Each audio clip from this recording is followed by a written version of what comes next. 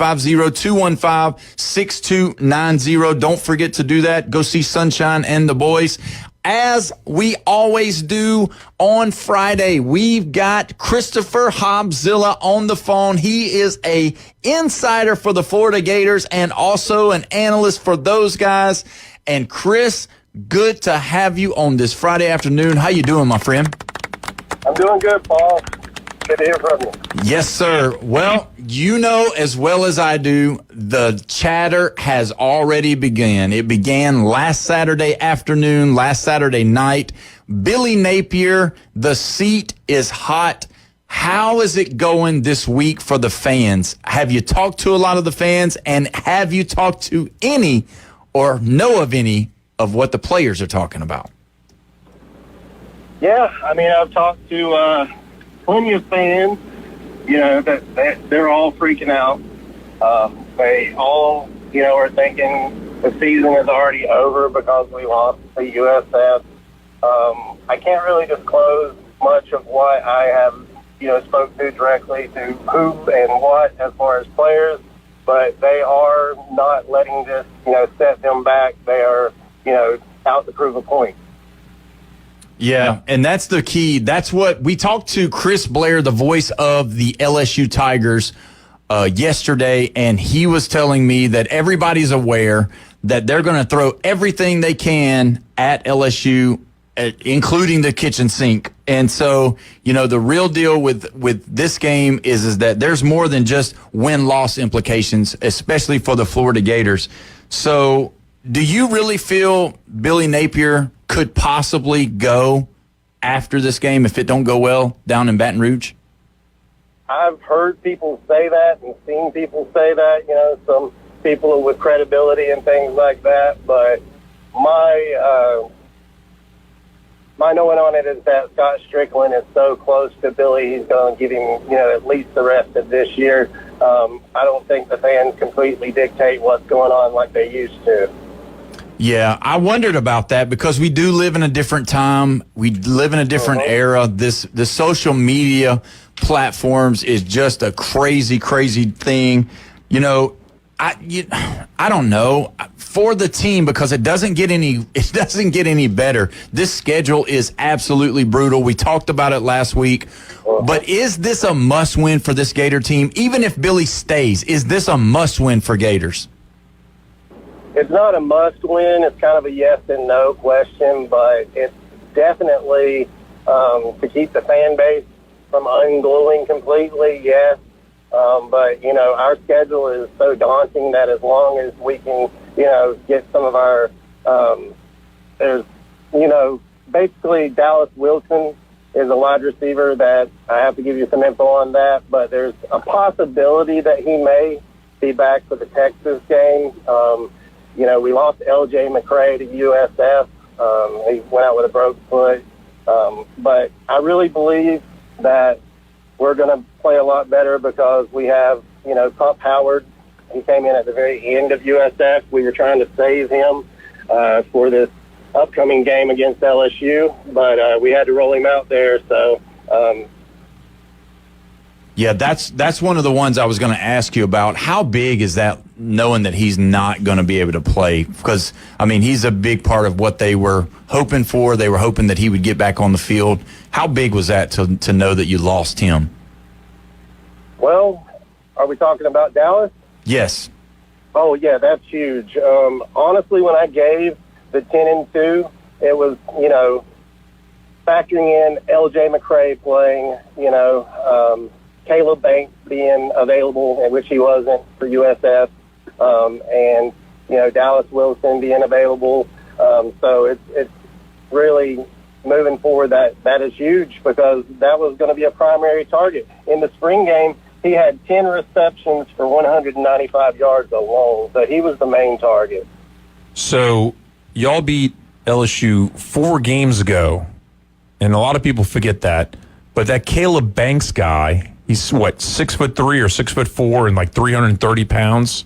That guy put a hurting on LSU last year. And LSU only scored 16 points? That's what y'all need to do. And Caleb Banks is back. And a lot of people are forgetting that. But let me tell you who's the biggest opponent for the Florida program right now. It's not LSU.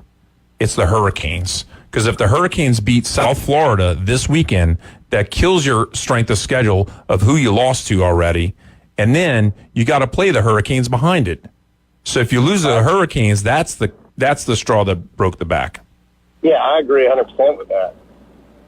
Yeah. That's the must win. Yeah, I agree with that. It's a must-win for me. I can't deal with losing to the Hurricanes again. So. Yeah, we've got a lot of fans that are Miami that listen to the show, and so I'm sure they'll be checking in here soon. So I know I don't want to get into too deep of the stuff that you were talking about earlier, where you don't want to divulge too much information, but really give us, in a roundabout way, what's the mood of the team? Because they're obviously, they have phones, they're on Twitter, they're on social media, they know what's out there and what's being said about their coach, who they're playing for. Like, what's the mood of the team, would you say? I mean, honestly, I really think they're just focused on football, and winning games. Like, yeah, they know the chatter. I mean, the chatter was there last year when they won all those games back to back. It was like, Billy's going to be fired. That's the expectation at Florida. You lose a game and your coach is going to be fired. We're 2 games into the season right now, and people are acting like we lost to a terrible opponent. It's USF, and they were better than Florida was expecting at home, and they tried to withhold people like Puff Howard and things like that, and it just came back to bite them. Too many bad plays, but I think they're going to try to win for Billy. Yeah, that's what I was wondering. I was wondering if it was going to be like, have they had they said anything about having an all-players meeting? I can tell you this much. I have heard that if something did happen to Billy, that they are locked in until the NFL, the big-name players are. So. Yeah, well, that's good. Now, as well as I do, to win in the SEC, it used to just be you could win in the trenches if you had a game manager, if you had somebody there, but you got to have explosive plays, and you got to have good play from your quarterback position. And there's been a lot of talk about DJ. There's been a lot of talk about, it's always that same thing with him as far as when they talk about him. They're like, if he's healthy, that would be one way of putting it. Another thing is like, he's 80%, and is that good enough? So, like, do you have any information on DJ? Is his calf? I think that's what he was dealing with.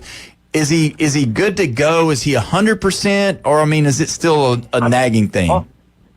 Everything that I get from them is that he's 100%, and, basically he's just out of rhythm. This is only his 3rd week of practice, is the way they refer to that, because he missed, all spring ball, everything else. So, yeah. I think he's just out of rhythm, and he doesn't have, I hate to keep harping on Dallas Wilson, but everyone was so pumped about having that 5-star wide receiver just bolting down the sidelines.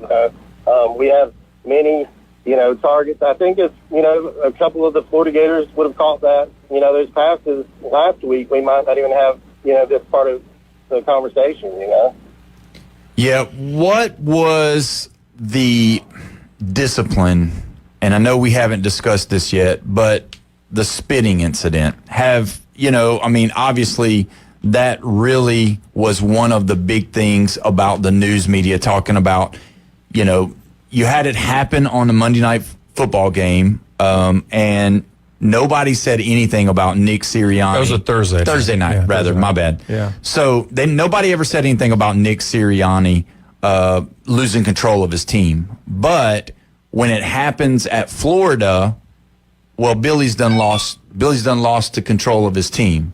And so have you heard anything about that? Because I know that was a big deal coming in or talking about, because realistically, it's a, one-on-one, just a kid lost his cool, whatever. Yeah. Well, basically on Monday, they asked him, basically, and Billy dodged the question on if they were going to suspend him or anything. He just basically says he hasn't decided, but he is going to play, so. Yeah, so I wondered about that. I didn't know. I figured he's going to catch some slack on that one because I think he said something like, we'll handle that in-house like they kind of always do.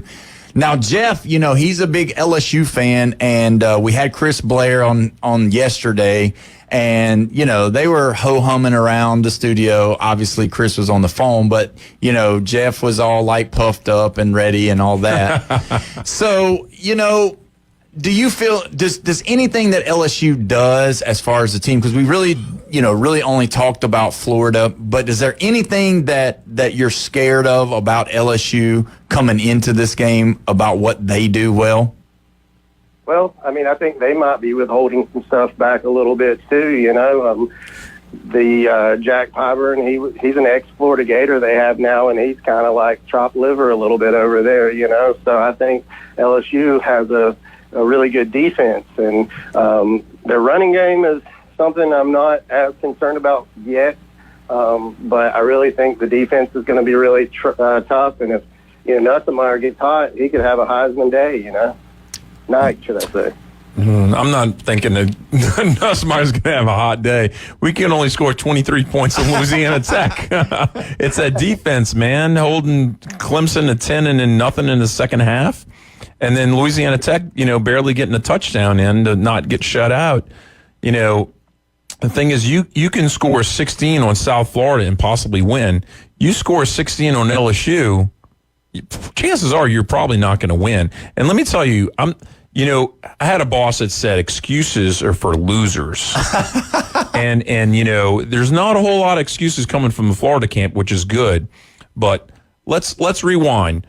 The second to last drive that South Florida had, they were kicking 4 minutes and something, a game-winning field goal, and they missed it.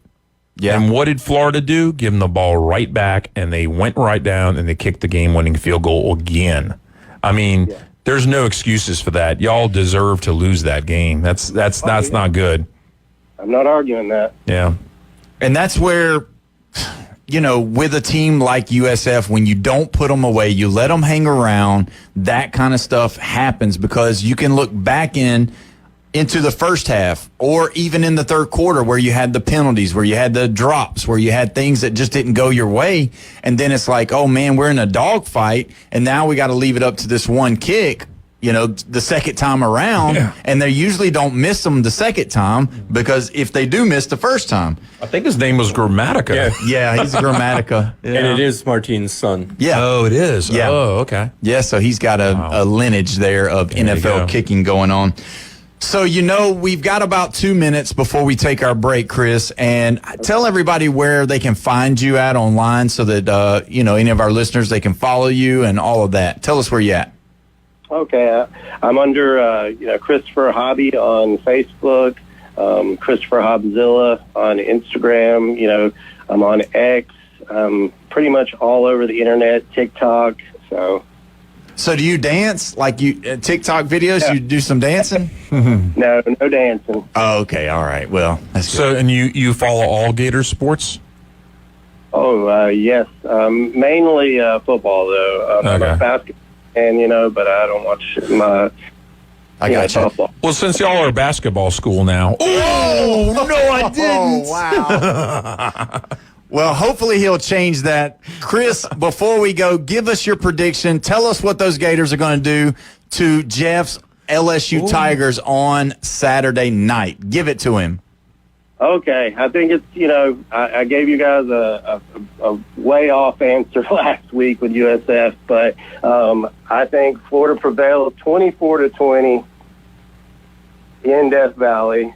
DJ, he throws for a couple touchdowns. The Gators, they finish off with the running game with Jaden Ball. Caleb Banks still sacks Nussmeier. It's going to be pretty much similar to last year's game, so I'm looking forward to it. Yeah, it should be exciting. It should be a happening deal. Jeff, we're going to let you give us the score before we go. What do you think? I think his score is not that far off. I'm going to say it's going to be 27-20 LSU.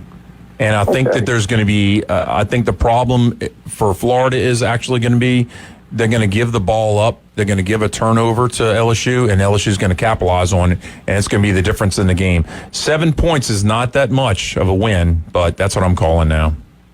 Well, Chris, we appreciate you, man, being here with us on Friday. We'll talk to you next week and see whether or not you're going to be happy or if you're going to be a little bit down, ready for them Hurricanes. But either way, buddy, we appreciate it. Christopher Hobby from Hobbzilla.com. That's good, man. We'll talk to you later. When we come back, we are going to dive into the rest of the NFL